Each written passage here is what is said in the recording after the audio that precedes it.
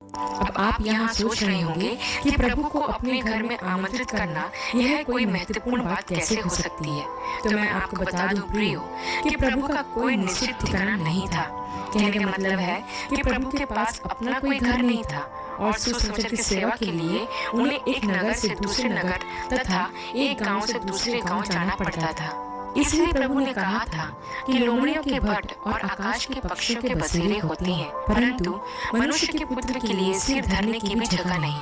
हाँ प्रियो, हमारे प्रभु के पास कोई निश्चित स्थान नहीं था जहाँ पर वो रह सके। इसलिए कई बार प्रभु जंगलों में रात बिताया करते थे और दिन में प्रचार किया करते थे। ऐसे में यदि कोई उन्हें अपने घर में आमंत्रित कर ले तो फिर प्रभु उसके निमंत्रण को स्वीकार करके उसके घर पर भोजन करने के लिए जाया करते थे।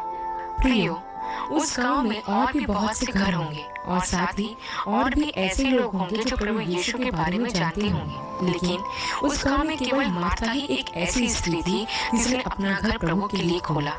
प्रियो, एक बात और ध्यान रखें कि प्रभु अकेले नहीं हुआ करते थे। प्रभु के साथ हर समय उसके चेले रहा करते थे।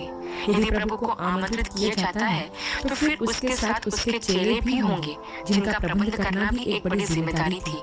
मैं यहाँ आपको यह बताना चाहती हूँ कि मार्था का दिल प्रभु और उसके चेलों के लिए खुला था और उसके अंदर घर आए मेहमानों का अतिथि सत्कार की भावना थी और इसलिए उसने बड़े आदर के साथ न सिर्फ प्रभु का स्वागत किया बल्कि वो प्रभु के साथ आए हुए चेलों का भी ख्याल रख रही थी।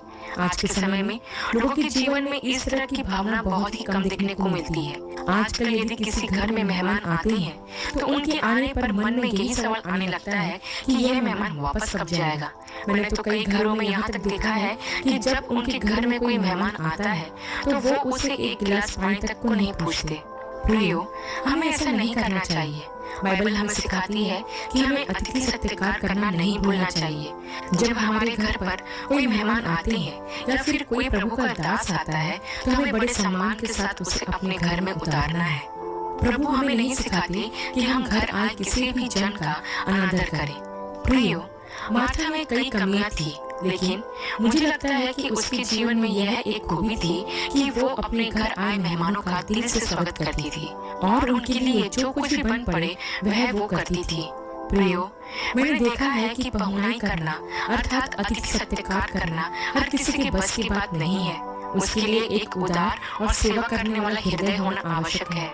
बिना सेवा भाव के आप किसी की भी पहुनाई नहीं कर सकते। और सबसे जरूरी यह है कि जब आपके घर कोई भी प्रभु का दास आए तो आप उसे पूरी प्राथमिकता दें और दिल से उसका स्वागत करें।